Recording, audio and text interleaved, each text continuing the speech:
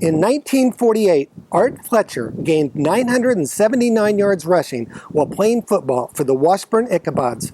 Fletcher went on to become known as the father of affirmative action, a strategy implemented in the U.S. to combat racial discrimination.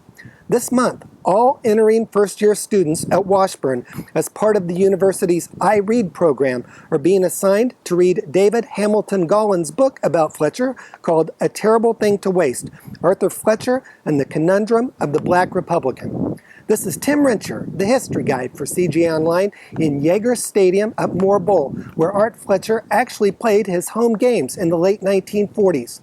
Fletcher was born in 1924 in Arizona, the son of a single mother who was subsequently married to a career military man. Fletcher graduated from high school at Junction City. He served in World War II, was wounded by gunfire in Germany, then attended Washburn University on the GI Bill. The 6'4", 235-pound Fletcher was a football star at Washburn and played one season in 1950 for the Baltimore Colts. Fletcher then came back to Topeka, where he took part in meetings and donated what he could to help finance the historic Brown versus Board of Education lawsuit, which resulted in the Supreme Court's banning racial segregation in schools. He subsequently became vice chairman of the Kansas Republican Party. Fletcher, his wife Mary Fletcher, and their 5 children moved in the late 1950s to California.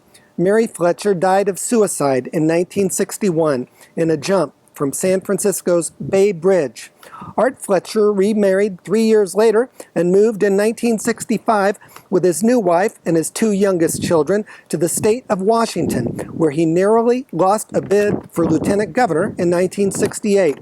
His driver and bodyguard during that campaign was young Ted Bundy, who later became a serial killer and died in the Florida electric chair in 1989. Fletcher in 1969 became Assistant Secretary of Labor for Republican President Richard Nixon. He put in place the first federal affirmative action program, which required federal construction contractors to meet specific goals in terms of the number of racial minorities they hired.